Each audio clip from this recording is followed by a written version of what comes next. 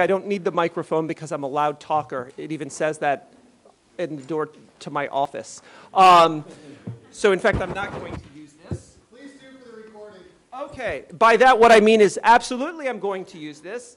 To the extent that anyone wants to know when do we really have an essential facility, this microphone is the essential facility. I have it and you don't, and I'm not sharing. But actually, then I wouldn't be moderating. It would just be my monologue, and it's not going to be that. In fact, I have a spectacular panel of experts from around the world for this session. So what we're going to do is each of them are going to have some prepared remarks.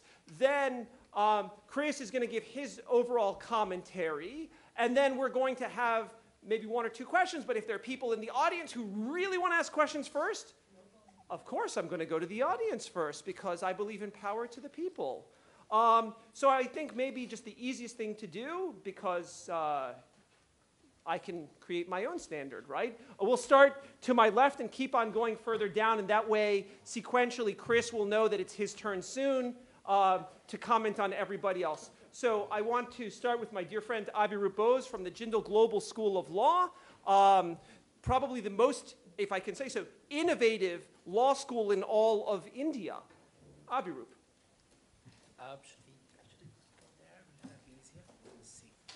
Maybe.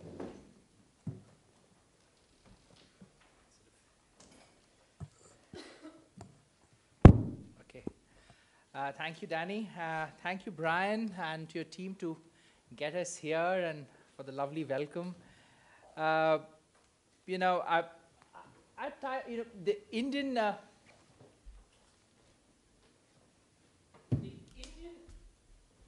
SEP story is, as far as the competition law is concerned, is the first of those three cases.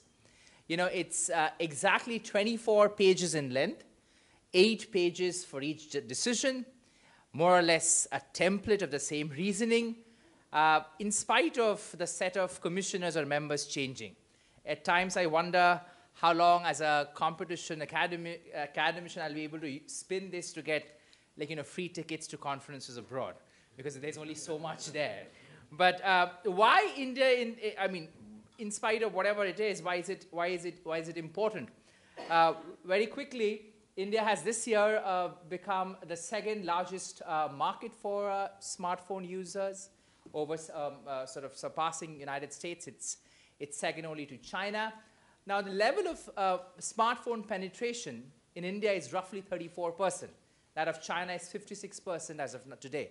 So in terms of the size of the market, it is just one of those very big unexplored areas, which means a lot of money for smartphone companies.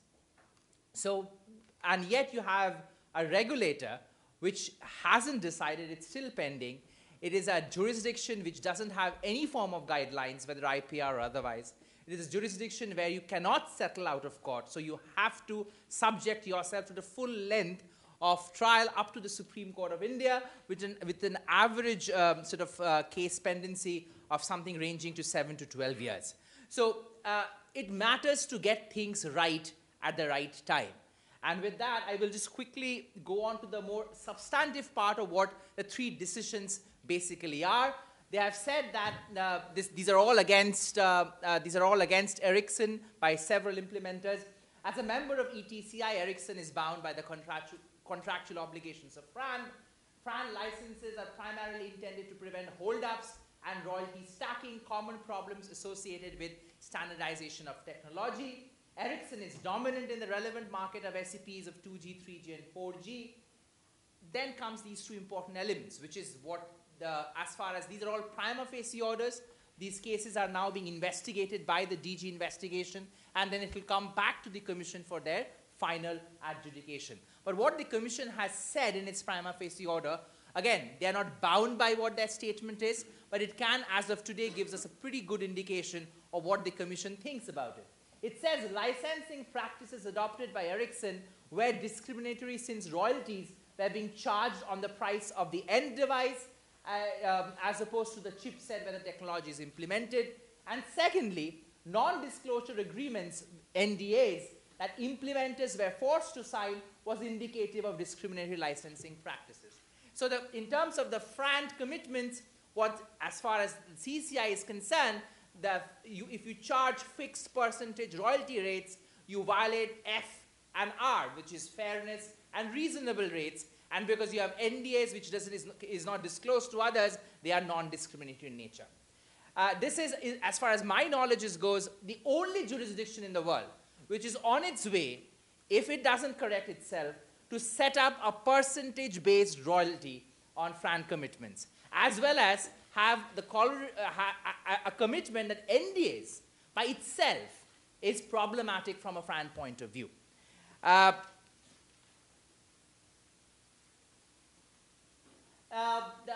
initial orders, which were all decided in 2013, now if you remember, there were 3 orders. One of them were against Eyeball, which Ericsson had settled later.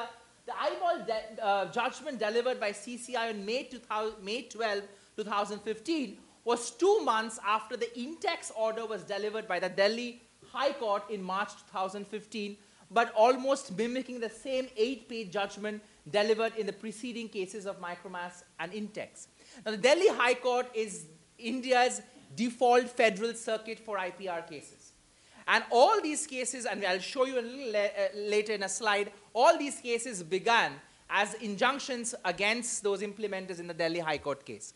The Delhi High Court actually said that using the entire value of the product as an interim payment to Ericsson was fine, as well as said that NDAs is completely all right in a licensing sort of an issue because of the fact that there is proprietary information that is being exchanged. Both of these comes within 2 months of the CCI's first order, but is completely neglected by the Competition Commission. You know, Shubha Ghosh and Danny has written a paper where they have explored to what extent Chevron's standard of judicial deference can be used by CCI, because it is actually deciding cases which are in completely counter to what an appellate judicial authority is actually pronouncing, creating perhaps further confusion in that entire process. Now, one very crucial thing, which I personally think is a missed opportunity.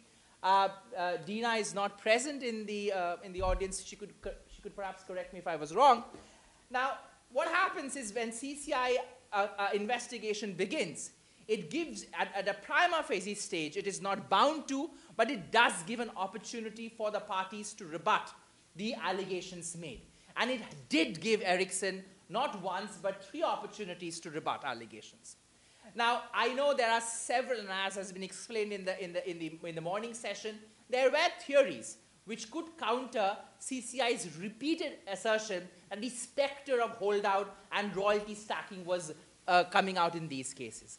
But instead of actually giving evidence, you know, something which is now required post the Ericsson and D-Link standard, that you need to actually give not theoretical understanding of holdout, but you actually need to give some sort of evidence that there is possibility of holdout and royalty stacking. See, Ericsson, as far as their lawyers in India are concerned, used arguments that the CCI doesn't have jurisdiction to deal with these matters.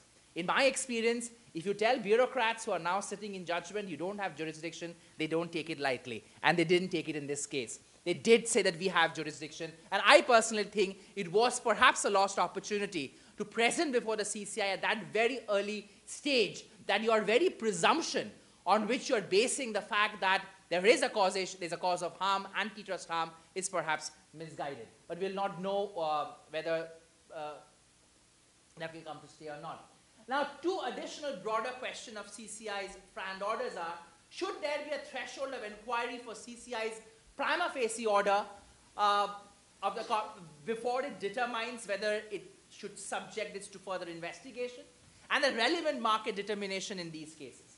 I will treat the first point A in a slide right next to this, but I'll just quickly refer to point B. That in 2017, the Supreme Court of India has ordered discarding a competition appellate tribunal's order. Competition appellate tribunal is the tribunal to which all orders of CCI is appealed to, and from their appeal, an appeal lies to the Supreme Court of India, categorizing the myopic definition of relevant market. It has said that the concept of relevant market implies that there could be an effective competition between the products which form part of it, and this presupposes that there is a sufficient degree of interchangeability between all the products forming part of the same market insofar as specific use of such product is concerned, and a CCI must look at evidence that is available and relevant to the case at hand while determining the relevant market. The main point over here is evidence in hand. Now, as far as IPR cases are concerned, and this is not something with the SEP cases, but across board, there is an error of circularity which the CCI subjects itself to. It begins its market definition with the fact that it is an IPR holder, a patented technology, and therefore doesn't sort of ends the analysis of relevant market. You know, we had this morning distinction whether a patent and the product which incorporates that patent, whether they are in the same market or not. That's sort of a mature analysis you will not see in any of CCI's discussions as far as IPR cases are concerned. Narrow market definitions are problematic, and recent CCI orders against Uber, Ola, and online retail sectors have sort of defined the market so narrowly that inevitably the player becomes a sort of a dominant player in that particular market. Now, this is a quick quick chart to demonstrate to you what I meant when I said that should there be a threshold of inquiry for CCI's prima facie orders, especially in SEP cases before a further detailed inquiry is being said. As you will see that all the implementers has used either CCI or some other tribunal as a retaliatory measure while ongoing sort of license negotiations was going on under the supervision of the Delhi High Court. Now, CCI hasn't considered in any of its three orders whether the parties were unwilling licensors who were using CCI's forum to leverage their negotiation standpoints. Eyeball has ended up actually entering into an arrangement, but Ericsson and Intex, the litigation is still on. Just to give you a little bit broader aspects of CCI's policy as far as, and you know, in the broader dimension of what the government thinks, the Department of Industrial Promotion, which is the de facto body which sort of discusses and debates about industrial policy of India, it has released a discussion paper in 2016 where it has asked to it wants to investigate if the existing antitrust and patent provisions are all right to deal with the SEP cases. So that's one welcome thought where there's a government sort of a discussion and debate that will happen. The national IPR policy supports the necessity of CCI's intervention in the case of anti-competitive licensing. Now, this is very, very critical because I wanted to end with another point that in India, there is an inter-tribunal rivalry between the Competition Commission of India and the Telecom Regulator of India, both very, very powerful regulatory bodies. So the Telecom Regulatory Authority of India, as soon as in 2017, has released a separate discussion paper where it has called that whether a complete different resolution process should be brought into to deal with SEP cases. It has also said that 40% of India's telephone handset are imported from China. There is a need to develop a local ecosystem of handset manufacturers, and we don't know whether those sort of populist or trade sanction measures will come into play when CCI actually passes its final order. Now, before I end, I wanted to just sort of highlight two quick issues. The lessons from global discourses on royalty determination and appropriate base, bargaining dynamics and willingness of parties is to demonstrate evidence of holdups or royalty stacking, which has come across from the Federal Circuit and other courts across the world should be taken into account by CCI when it is time for it to actually decide upon these matters. And it must work in harmonious construction with, as I was pointing out, to the Telecom Regulatory Authority of India in terms of how enforcement in FRAND cases happen. CCI has repeatedly gone out and said that it is not a price regulator, and I have just given you a quote of a particular decision where they have said that it is not a forum for them to regulate price. But in spite of having said that, it suffers from an understanding of the fact that lower price, and this is based upon, I don't have data to support this, because when Ericsson's case first came to CCI, I was a part of the commission. I was not a part of this particular case. But there was an idea, and this is something which is very interesting, because in spite of almost 3 years of these cases being apart, in spite of the entire membership of the CCI changing in those 3 years, the 3 Erickson orders are exactly the same, or more or less the same, which in a way tells us that there must be a theory of harm which has been convinced by these members, and which is that if you reduce the price of handsets, if these people have to pay less to the SEP holders, that benefit will go on to the customers and they will be able to benefit from lower price. I want to quickly end with one sort of silver lining, which is this summer, the Supreme Court of India has come down with its first major substantial decision on an aspect of competition law.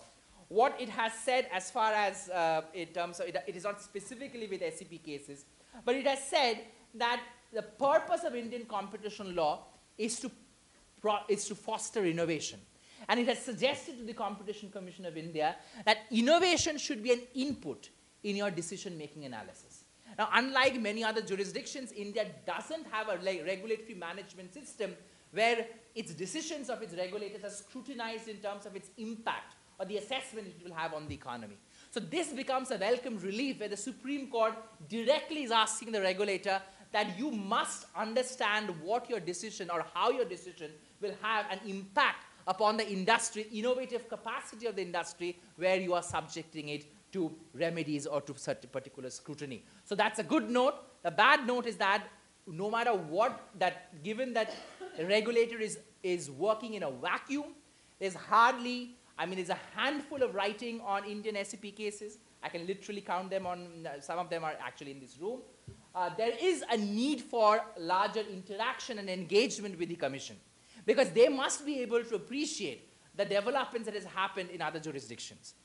The commissioners have gone on to say publicly that the Indian SEP jurisprudence will be unique to the country, and they will not replicate or necessarily copy those of other jurisdictions. Now, whether that is an informed decision or simply a matter of disguised trade protectionism is something which we'll need to see in the next few years. Thank you. Thank you, everybody. Actually, if you could say it for one second. There's something else that's just unique to the Indian situation. I have yet to see anywhere else in the world, unless someone can correct me, that merely an arbitration clause about arbitrating in some other country in the world is also an antitrust violation. I wonder if you could just spend maybe 30 seconds explaining this, because I think to people in the room, it's rather odd. It is. I mean, I was just discussing with a little while ago, these concepts of exclusion. So I will go a step before. Uber sort of like, we can, you have a competitor, Lyft here. There's another competitor called Ola in India. One of the reasons why CCI actually allowed a detailed investigation to happen against Ola was it was receiving more FDI or foreign investment than its Indian counterpart. So the fact that you can receive more money is interpreted as you can exclude others from the market. Now, these are, again, let me remind you, these are all at the initial stage. At the final stage, Ola was able to get a clean sheet, and the CCI didn't go ahead and penalize it. But that is the importance of getting it correct at the initial stage, where CCI actually is allowing parties to bring in legal representation. Remember, these initial prima facie orders, which orders for investigation, cannot be appealed. And therefore, it is basically the Supreme Court of India considers these initial orders as administrative orders. They are not subject to principles of natural justice, but CCI still allows the parties to bring in evidence. And that is where I was suggesting that we must nip these stories in the bud, because you do not know how it will play out once the entire investigation is in fray. Thank you. Next, I want to. Is it on? Is it? Oh, okay. Next, I want to invite David to come up. David is one of the truly gifted practitioners focusing on innovation policy in the United States. Wonderful in-house experience, wonderful experience heading the USPTO, where I believe you're the first one that said we should actually bring in economists to really help us understand what's going on, which in an antitrust world seems obvious because for a long time we've had economists playing a fundamental role. But actually collecting data, I think, is your lasting contribution, because policy might be changed, but actually saying we need to look at data, that's not going to change. And really, the world is better off as a result. And also, a gifted practitioner now at Cravath. And with those comments, let me just put it in a different context. We're in Los Angeles. If this is all Hollywood, I'm sort of struggling to think of who you want to be in terms of like what actor is most equivalent to you. Would you be sort of the Robert De Niro of this world because of the intensity that you bring to your practice, or would you want to be say someone else based on any number of other factors? But I'll sort of leave it to everyone to think about that, and he can speak, and then you'll each form your own opinion. Thank you very much, David. If you could. Thank you. I don't know if you want to speak from there or from... I'll stay here. Okay, That's okay. If it was a woman, the answer would have been very simple. Meryl Streep. All right, I'll tell my wife about that. Yes. Danny, thank you for the introduction. It's great to be here and to be participating in a conference that does mix economics, international antitrust, intellectual property. These are the kinds of discussions that we need to be having. And so I'm going to take a little bit of a different twist on our topic, which, after all, is SEP's recent jurisprudence on an international basis, as the American in the group here, setting aside Chris's sort of cleanup role here, and all the discussion that's already been had about U.S.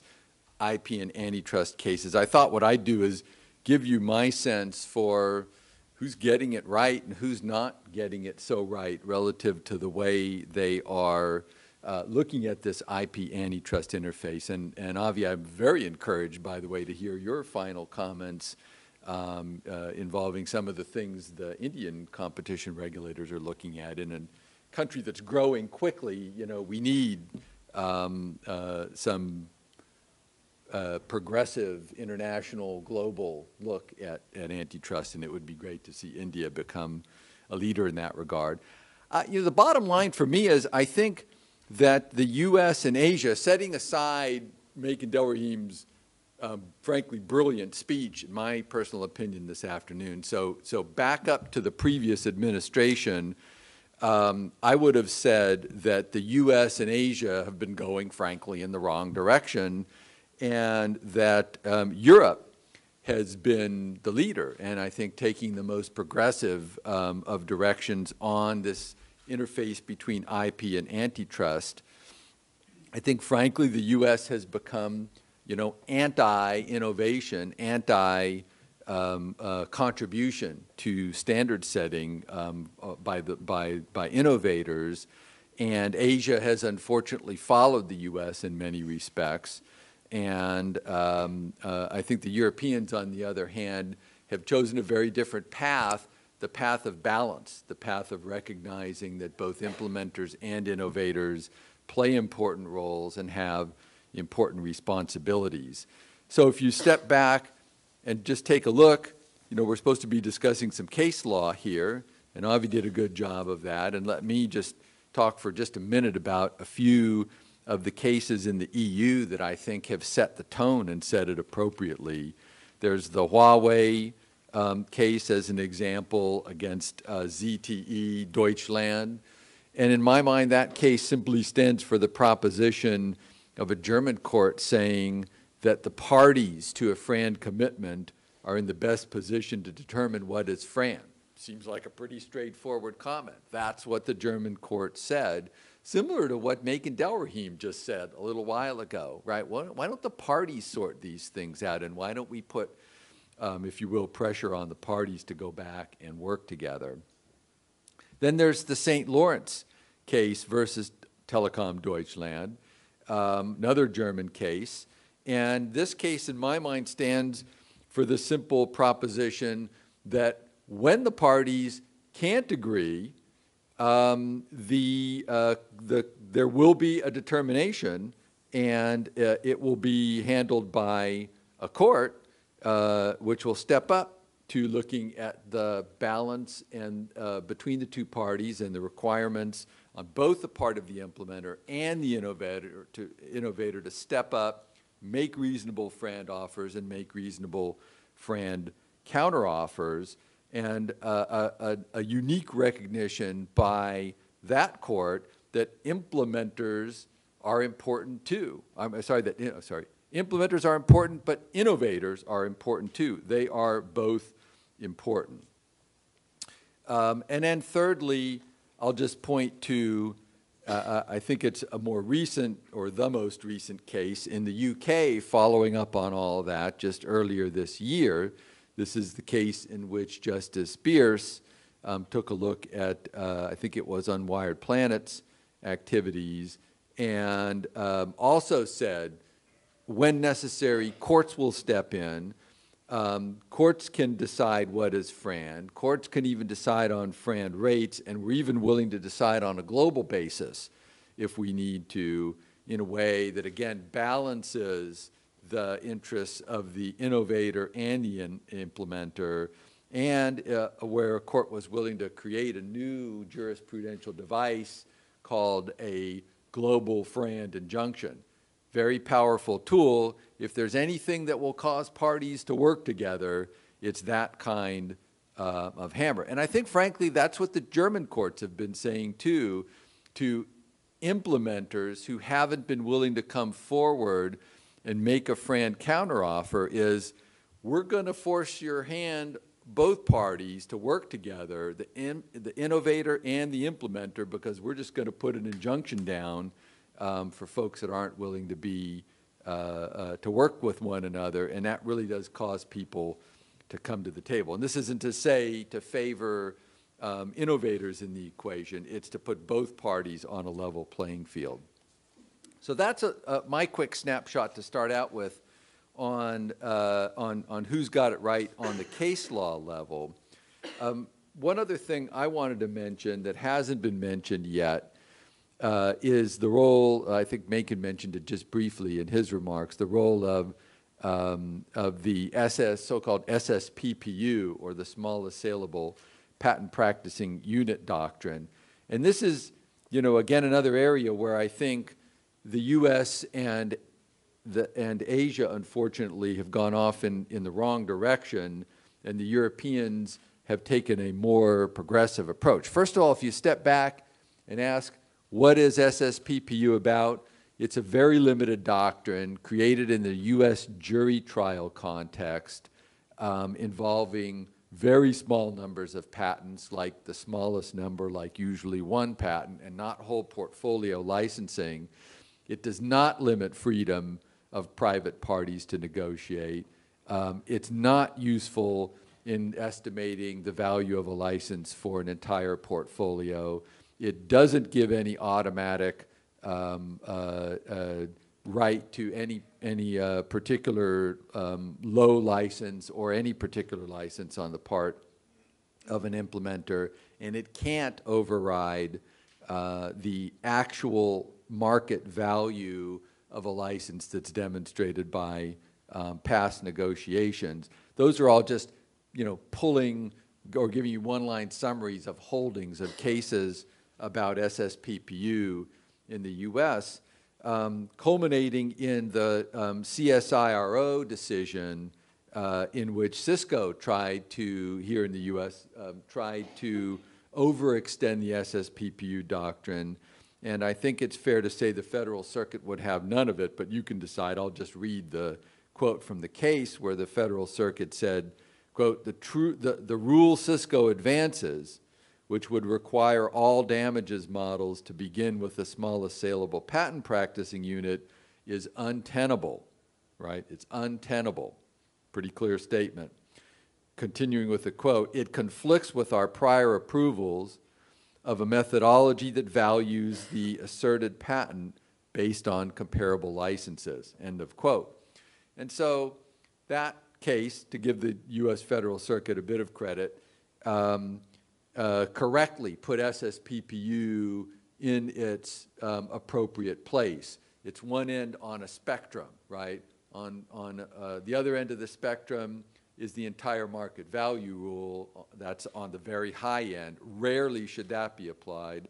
On the very low end is SSPPU. Rarely should it be applied. Most cases belong in the middle. I do think that while the Federal Circuit got that in that case, we continue to suffer in the U.S. with some misapprehension about SSPPU being, quote, the law of the land, or, quote, a doctrine of general applicability, and it is not.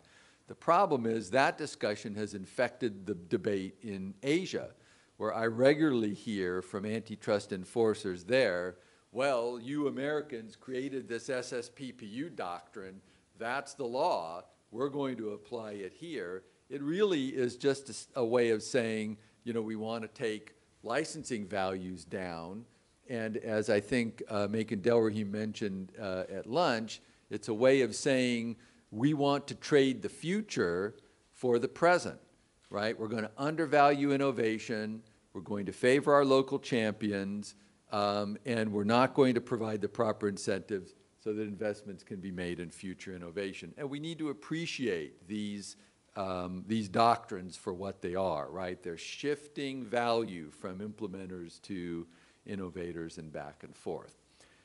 Just a few more comments, and then I'll stop. Royalty stacking and holdup have been talked about a lot already, so I won't bore you any further with those. We could talk about them, I suppose, in the discussion if we need to. I did want to mention the topic of extraterritorial enforcement. I mentioned it just a little bit under Colin Bierce's decision with the global injunction, and of course in that case the setting of a global FRAND rate is a new approach. It recognizes that we're in a global environment and you can't really set a rate in one country without having an impact on rates in other countries. The KFTC, though, took that in a very different direction, in a direction that dramatically devalues, again, innovation, to go back to a point that Professor Barnett, I think, made in the last session, and sent out a message that we, the KFTC, are going to tell global participants not just what they can charge for their patent portfolio here in Korea, but what they can charge for their patent portfolio all over the world. We should pause and recognize how unprecedented that decision is. That is a dramatic overreach on extraterritorial enforcement, right? It is, I would assert to you, it is the 21st century equivalent of pulling up the warship, launching the amphibious vehicles, and storming the shore with Marines. Only here, we're not talking about real property. We're actually talking about something even more important in the 21st century, more valuable in the 21st century, intellectual property. This is one country reaching over into another country and saying, we're going to tell you how to value your property. I'm just repeating things that I said in a letter that I sent to the Korean ambassador to the U.S., telling him, I think this is pretty dangerous stuff you're doing, because when it comes back in the other direction, it isn't going to look anywhere near as good. So that's a major theme in my view, involving comedy, extraterritorial enforcement of laws, this IP antitrust interface that countries need to start thinking about very carefully. To their credit, the Chinese have begun thinking about it carefully, and I think have taken a pretty adult-like approach to this area of the law.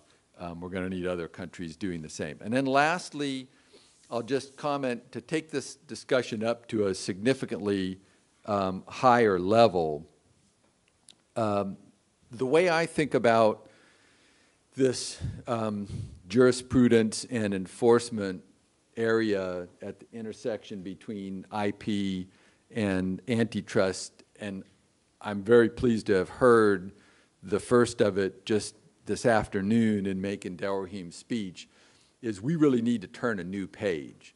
we have been going in the wrong direction primarily. We need to go in a very different direction. We need to recognize that standards deployed innovation is risky. It's really risky. I think you heard that this afternoon. We need to recognize that standards deployed innovation creates huge consumer surplus. I think you saw that in Chris's presentation this morning. Gigantic trillion-dollar consumer surplus. Hundreds of millions of people who had no access to the internet now having the means to conduct global commerce on what would have been considered supercomputers just a few years ago in great countries like India. We need to recognize that standards deployed innovation creates a combination of cooperation and competition. Some people refer to it as coopetition. Coopetition ecosystems that produce many winners globally, cutting entry costs dramatically and enabling many business models to flourish on top of standards. That is a great thing. We should be celebrating it. We need to recognize that standards deployed innovation is, I will put this in my own words, I believe the highest form of technology deployment yet devised by man. I think it far beats the previous winner-take-all model that was prevalent, especially in the IT industry. It creates many winners, not just one winner in a particular industry. And we need to recognize that all of this discussion that we've been having at this competition IP interface needs to usher in a new era of thinking that celebrates those who deploy their innovation in standards, those who both innovate and put the innovation into standards rather than keeping it proprietary for themselves. The antitrust authorities further need to celebrate strong returns for innovations through licensing, not lower returns, but greater returns for innovation through licensing, because by doing that, they're just encouraging more investment in innovation. What could be wrong with that? I can't think of anything. They need to, the antitrust authorities further need to avoid interfering in SEP licensing based on theories and instead require hard evidence. I think you heard that this afternoon too, and it was really a breath of fresh air. And then lastly, the antitrust authorities, and I think this is a global statement, and I think that Avi reflected this a bit too, and thanks for mentioning Avi, that the antitrust authorities throughout the world need to explain the basis for their regulation, right? They need to be transparent. They need to tell themselves and the rest of us what they're doing and why they're doing it and what data they're using so that they can examine themselves and we can examine them, and together we can all try and make this interface work a little bit better than the terrible way it's been working in recent years. So thanks, Danny. I look forward to the panel discussion. And thank you very much. We're now going to, so we geographically, we started in South Asia, we moved back to the United States, but we also heard about Europe and East Asia, and I actually think this is a nice way to transition. Ya-Lun comes from a jurisdiction that has, shall we say, been in the news recently exactly on these issues, where even within the same country, you might have multiple views. Recently, we call that the United States. But we also can say this is exactly what seems to be going on in Taiwan. So this is, in fact, a wonderful opportunity, because to my knowledge, this is the first time we've had an in-country expert in the States talk about exactly these issues after such an important event. So, Okay. Please. Okay, it's my, ladies and gentlemen, it's my pleasure to be here at the USC conference. And I want to thank the organizer to invite me to speak here. And I would like to focus this afternoon on the topics of SEPs and antitrust enforcement in Taiwan. In my PowerPoint, I will introduce the main antitrust law and guidelines related to intellectual property licensing. Then I brief the issues presenting in the cases concerning Philips patent licensing and the latest decision of Taiwan Fair Trade Commission, TFTC, on Qualcomm's patent licensing. In order to keep the timeline, I will emphasize the first part, the challenging and the unresolved issues in Taiwan. And the first, according to the Article 45 of TFTA, the Taiwan Fair Trade Act, no provision of this act shall apply to any proper conduct in connection with the exercise of rights pursuant to the provisions of intellectual property law. And Taiwan TFTC also has guidelines on technology licensing arrangement. The fundamental principle of this guideline is in its review of technology licensing arrangement cases. TFTC does not presume that a licensor, as a result of owning a patent or know-how, has market power within a relevant market. This guideline also set first the steps for review and analysis. Then I will introduce the articles of TFT8, mostly resorted by TFTC as to patent licensing. In accordance with the Article 9 of TFT8, monopolistic enterprise shall not engage in any one of the following conducts, especially subparagraph 1, directly or indirectly prevent any other enterprise from competing by unfair means. And subparagraph 2, improperly set, maintained, or change the price for goods or the remuneration for service. And when an enterprise is deemed a monopolistic enterprise and it violates Article 9 of TFT8, such enterprise will be imposed upon, the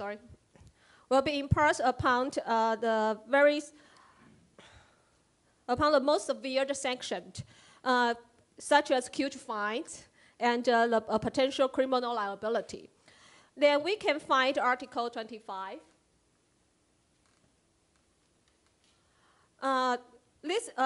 Article 25 of TFT8, which is very similar to Article 5 of the Federal Trade Commission Act of the United States. And about the cases concerning Philips CDR patent licensing, the first part of this cases is CDR patent licensing arrangements in Taiwan by Philips, Sony, and Taiyong Yudian. This case enforced a de facto industry standard related to CDR products without friend commitment. TFTC has made 5 decisions since 2001. The latest decision was made in 2015. The continued fight between Philips and TFTC has lasted for more than 16 years, I think. Yeah. In the Philips case, TFTC determined that Philips, Sony, and Taiyong Yudian jointly had the dominant position in CDR patent technology market. TFTC determined that Philips, Sony, and Taiyong Yudian violated Article 9 of TFT8 by improperly maintaining the royalty rate when the market price of CDRs had fallen substantially. Nonetheless, in the patent infringement, it's very interesting, in the patent infringement and the royalty claimed litigation, in litigations between Philips and the formal licensees or implementers, the court held that even the provision of the patent license agreement violated the prohibition against a monopolistic enterprise abusing its market power in TFTA. Such provisions shall be still valid and could be enforced. And the courts also declined the patent misuse defense raised by these implementers. And thus, the Taiwan Intellectual Property Court opined that the licensee shall pay the royalties under the patent license agreement at issues, and Philips shall be entitled to claim patent infringement damages based upon the profit earned by the infringer after the termination of such patent license agreement without any special adjustment in consideration of antitrust law. And in another case concerning Philips' unfair conduct, requiring the licensees to provide sales reports and other information, TFTC determined that Philips engaged in unfair conduct and violate Article 24, now 25, of TFTA. In addition, Philips was considered individually having a relative dominant position compared to licensees in CDR technology market. And such determination was supported by the court. Relative dominant position actually is a very dubious concept because it emphasizes a vertical relationship rather than horizontal. Moreover, traditionally, TFTC used Article 25 of Taiwan Fair TFTA to regulate the enterprise with relative dominant position. Then in comparison with the Qualcomm case, and Qualcomm was considered by TFTC having a monopolistic business in some mobile communications standard baseband chip market. And the alleged conduct determined by TFTC that Qualcomm abused its monopolistic status are similar to those charged by FTC of the United States in its complaint. And in addition, TFTC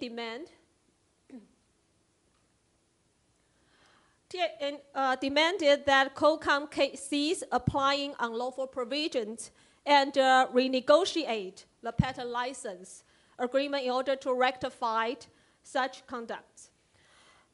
Based upon the press release by TFTC, because the official decision has not published, TFTC has not clarified some issues.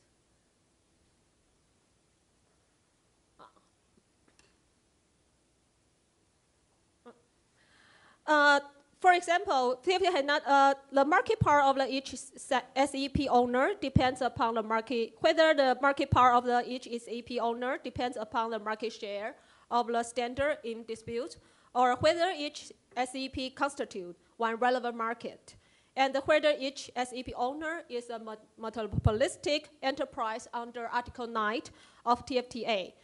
In addition, we find that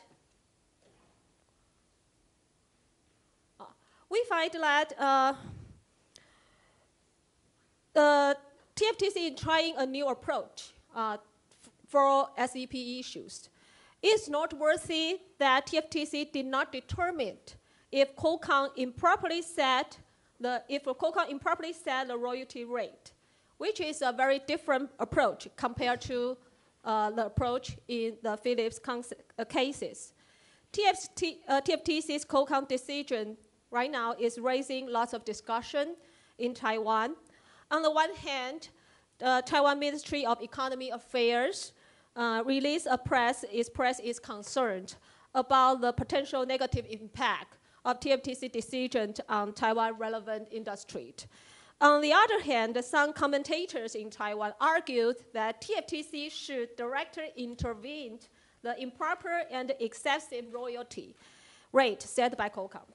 Moreover, some scholars in Taiwan even advocate that TFTC should order the SEP owner to compulsorily license SEP under TFTC authority to demand for rectification of the conduct violating TFTA. And the essential facility doctrine could also be applied to intellectual property. However, we can find TFTC may learn a very hard lesson from the Philips cases and prefer to facilitate private negotiation is its demand about rectification. Particularly, how to determine the royalties at issue is improper or excessive is very controversial, and it is more appropriate to be determined by the court when the private negotiation between the SEP owner and the putative licensee failed. But the courts in Taiwan also have not resolved the following issues, such as a friend commitment, and whether the implementer could defend against the claims of the SEP owners making friend commitment in accordance with abuse of right and the good faith in principles in Taiwan Civil Code or TFTA, and whether friend commitment would tip the balance of the court, because in the Philippines case there were no friend commitment. Furthermore, in Philippines' case, the court did not find an appropriate way to determine the reasonable royalty, and Taiwan Supreme Court even invaded such critical issues. And moreover, since neither Taiwan Patent Act nor Taiwan Civil Code point out any explicit and clear direction to determine reasonable royalties in view of friend commitment and antitrust law.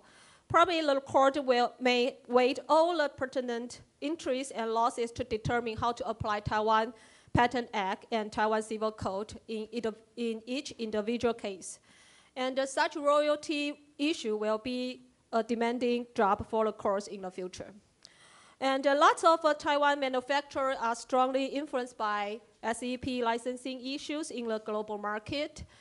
And SEPs with friend commitments are negotiated on an international basis. And TFTs in Taiwan courts have to and are trying to consider all the relevant factors and to consult approach or policies adopted by the other jurisdiction in order to get a suitable solution under Taiwan law system. This will be their challenging but inescapable responsibility. And thank you for your attention. Thank you. Thank you. That was wonderful. I think in many ways clarifies a lot of what we've seen in Taiwan in terms of recent decisions, but also what's left open going forward, which I think is equally helpful. To introduce Chris is kind of easy because you already saw him introduced earlier today. Let's just say that he's been volunteered around the world to learn the laws very intimately of multiple jurisdictions, which is always very exciting in any kind of in-house role where what you do day in, day out fundamentally impacts the business model of your company. And I guess part of the reactions you have are just someone who does two things that many people, whether on the academic side or in law firms or even among enforcers, don't do on a regular basis. Number one, you actually talk to people who actually make things and do business. And that's refreshing to actually understand how does that work? It is fun. And the second thing is, and I say this in the home, more or less, of Pasadena, for many people in the practice of antitrust, the closest they get to understanding technology is in watching Big Bang Theory. In fact, probably the most important thing that anybody involved in this interface could do is actually understand the technology, what it can do, but also its limitations. And I think that helps better inform the economic analysis, which in turn better informs what kind of legal theories we have. So law, business, and technology all come together in Chris. With that. Thanks, Danny. Yes, I have been going around the world getting flogged mostly. Yes, I do know engineers. It's frankly one of the coolest things about my job. I also know business people. I work a lot with the people who are actually out there negotiating licensing deals. And I'll just touch on a couple of things I heard. The first of which is this issue about NDAs. And I'll confess I haven't followed the Ericsson India cases all that closely, but it's fascinating to me that folks could think that an agreement between counterparties not to disseminate all the information about their negotiation is forbidding that is a desirable outcome. It presumes a simplistic nature of negotiations and agreement that is completely distant from what happens in the real world. Nobody wants all of the terms of their agreements to be disseminated, not the licensors, not the licensees. And the notion, I think, comes from the idea that, well, there's just a price, and if you're concealing the price, then you're concealing discrimination. Not true. There's way more that goes on than that. And I'll be interested to see where that one comes out. On the issue of smallest saleable patent practicing unit that I think David eloquently and appropriately described, I'll just add one more thing. There's recent work by Padilla and Yobert that looks at the welfare-enhancing aspects of so-called ad valorem royalties, which are, percentage royalties on the end-user device. It's valuable, I think, in that it shows not only is there not a competitive harm problem, but there's actually a welfare-enhancing aspect to it that's worth considering in this debate. So I commend it to folks. The CD-ROM cases that you mentioned are interesting. I've looked at them in the past, and the theory of harm that a royalty staying the same on a product whose cost is falling, is remarkable. And to borrow and modify an analogy from Judge Davis, if I have a copyright on a book, why should the value of my intellectual property fall if just because it costs, say nothing to distribute the book on a Kindle versus $5 to produce it in paper copy? The divorcing of the value of IP from the cost of physical goods is something we have to watch out for. Now, about the Qualcomm TFTC case, I would like to say absolutely nothing. Great. I'm going to mix things up a little bit differently. My thought is anybody who ever stays for an afternoon session is here because they actually are really interested. Mornings sometimes are like, well, what's lunch going to be? We have nothing else that's spectacular food-wise, so you're here because you really want to be here. I want to open up to questions. Dina. Thank you, Rob. I actually have a Taiwan question. I'm curious. Taiwan is unique because I think, is it the president or the prime minister is a former TFTC commissioner and an economist. Is that right? Yeah. And I was curious if she, because, she is a former antitrust enforcer and an economist, has she expressed any views either in this policy area of patents and antitrust, or maybe just antitrust in general? It's rare for me to have an opportunity to have a Taiwan antitrust person to ask, so thank you. Actually, according to the Article 6 of TFT8, there is a provision to regulate the discussion and correspondence between the agencies. But this time is very special because it seems that Ministry of Economic Affairs was surprised by the decision, especially because this Qualcomm was fined the highest fines since the TFTC's establishment. So I'm not sure what happens between their regular discussion and the correspondence, but TFTC right now it insisted their position because it is an independent agency, and so TFTC also released some press and to explain their reasoning and why they try to do that to make this decision, and because right now it's a very hard issue in Taiwan. It's a very hard issue in Taiwan, and there are very different perspectives from different background, and But I think the real battle will be in our administrative and intellectual property court, and we will see if the intellectual property court and Supreme Administrative Court will support the TFTC's decision. Yeah. Okay. Is that a question? Hand? Oh, okay. Yes. So when you compare Qualcomm case again, so what's the most important key factor to decide that the royalty is excessive? In Qualcomm's decision, TFTC did not say the Qualcomm's royalty rate is improper or excessive. This is very different from the Philips cases. But TFTC determined that Qualcomm violated subparagraph 1 of the Article 9 of TFTA. This is unfair prevented the competitors and to compete.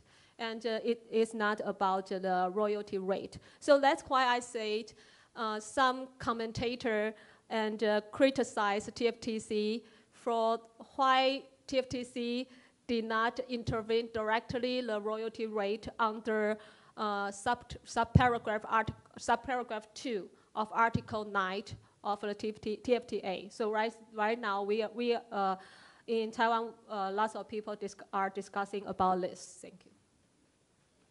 Other questions? Okay.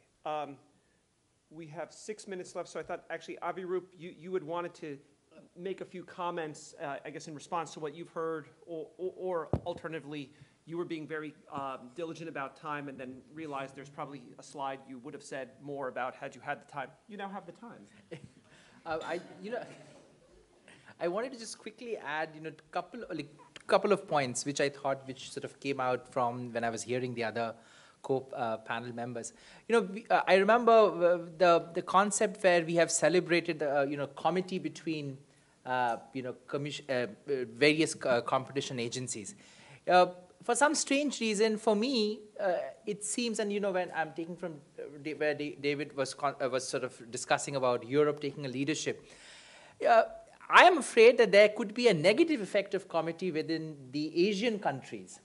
Because as far as, for example, India is the only one in that realm which hasn't given out a decision yet, whether you are sort of aping a sort of a theory of harm because each jurisdiction is sort of giving a particular type of decision which is being hailed in a particular manner within that local ecosystem of opinion makers.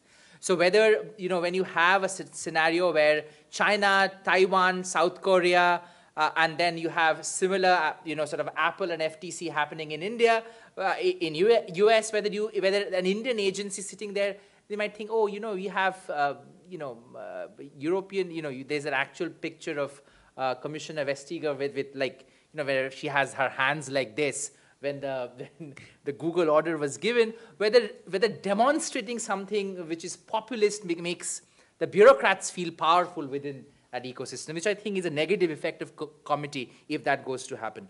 The other, actually CCI actually has a term as far as NDAs are concerned as to why it says that transparency is the hallmark of fairness. I mean, that is how regressive their understanding of what this is. And I agree with that sentiment 100% in regulatory agencies and governments. And I just wanted to quickly end with something which was very remarkable in the afternoon presentation by Assistant Attorney General, which was the concept of prosecutorial discretion. You can by not, in some of the ways in which by not prosecuting certain actions, maybe because it's not time yet, maybe because you do not have the bandwidth, maybe because it is not necessary, you can do a lot of good things rather than actually prosecuting. I hope that, at least as far as my country is concerned, they do exercise some amount of prosecutorial discretion. Any other questions from the audience before I go to my pre-cooked questions? Okay, I have some questions then. the first question, actually, I want to go out of order. I want to start with my second question that they already know the answer to, because it's something that we've already teased a little bit this morning, I think particularly given Makan Delrahim's speech. I wonder if people can, on the panel, can now reflect of, so in this world where we're seeing enforcement now shifting, where Europe had, according to David, where Europe had been sort of the gold standard, the US sort of moving from an Asian type approach to a more European style approach. Do we have a better sense now of what role antitrust law should play vis-a-vis IP law and contract law? And this is a moment where I say, and reflect maybe on what Makan said, you know, is this a game changer? Well, I'll start with answering that, Denny. I think it is in the sense of the turning point that, you know, that was definitely signaled by Makan's speech today. I think you can't perceive it any more clearly than that way. I think also that what Makan's saying is that the U.S., as well-meaning as it's been, has had an agenda in recent years, and you know, coming back to this point about regulatory humility, that it's more important for the antitrust authorities to stay out of the way of dynamic competition, and that is a major turning point in U.S. policy. If I could add, I said this morning that I'm not an antitrust lawyer, and it's true. So whether the United States has been more in an Asian mode or a European mode, I can't say. But to the extent that we are talking about demanding showings of harm to the competitive process, and that we're demanding more rigorous reliance on evidence and economic effects in decision making, that seems to me to be where the United States has been the gold standard for a long time. And you know, if it's a matter of refreshing our commitment to those principles or coming back to them or whatever, to the extent that that's where we're going, I think that's a good thing for all of us.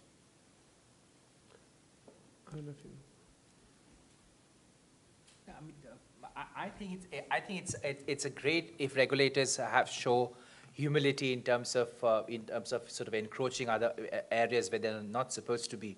But my fear is, I mean, yesterday or day before, again, Commissioner Vestiger sort of made a public comment. We're doing what we're doing because people are angry, is what she said. Now, my point is, if that is the way in which the antitrust authorities are behaving as if they are, I mean, she is a politician, but my point is other jurisdictions, they are not politicians.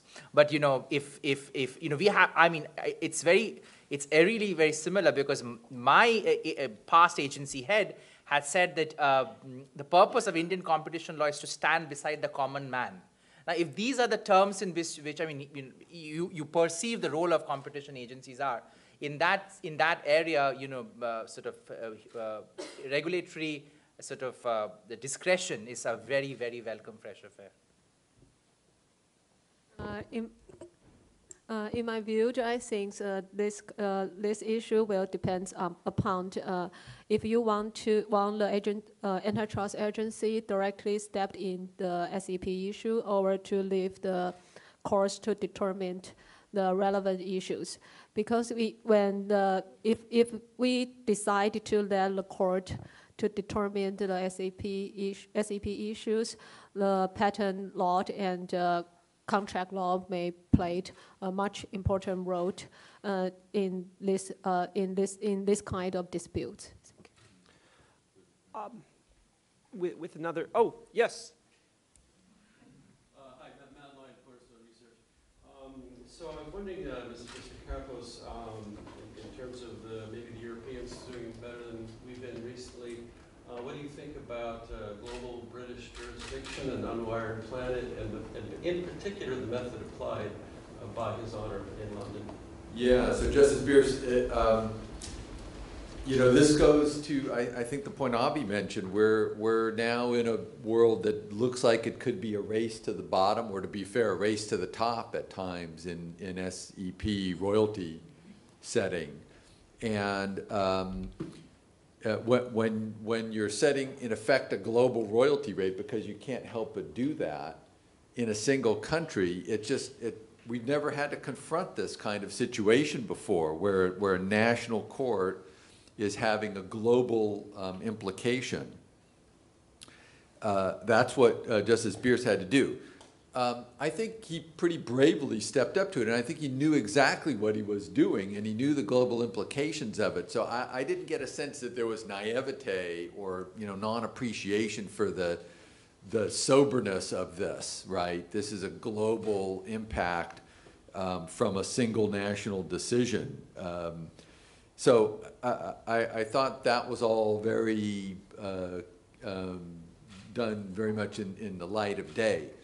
Can it work to drive values up or down inappropriately? Yeah, it can. I mean, this is what I worry about the KFTC judgment, which in a way is similar in pushing rates down.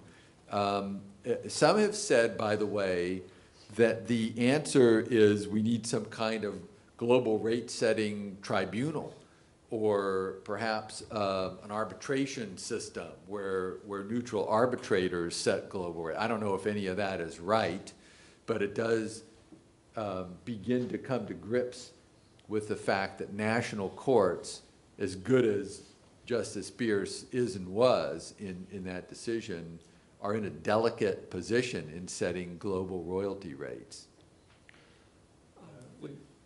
Sorry, I would just add to that there is an important difference between what happens in Unwired Planet or Microsoft Motorola, where there's both parties to what's going to be a worldwide agreement are in the same court, subject to the same jurisdiction of the same judge, on the one hand, and on the other hand, situations where the regulators, antitrust enforcers, in how many antitrust enforcement agencies are there in the world now? More than 200, right?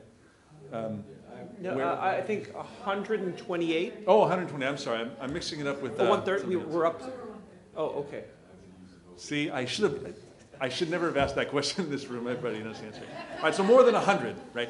There's a big difference between what are essentially contract cases between two parties in the same court in front of the same judge, and situations where 130 global enforcers can each sort of crank the ratchet down against a licensor or whoever else the target may be. And the other parties are not there, right? The counterparties are not in the court. There are differences there. And I think that, without taking us grossly over time, it's worth bearing a distinction in mind between those two kinds of situations. Great. Thank you. With that, I want to thank our panelists very much. And I'm going to note that we're going to start exactly on time at 4, because I know Friday afternoon people want to finish exactly on time. And we will do that. Thank you, everyone, very much. Thank you very much, Dan. As Jay mentioned, we've got about a 10-minute break.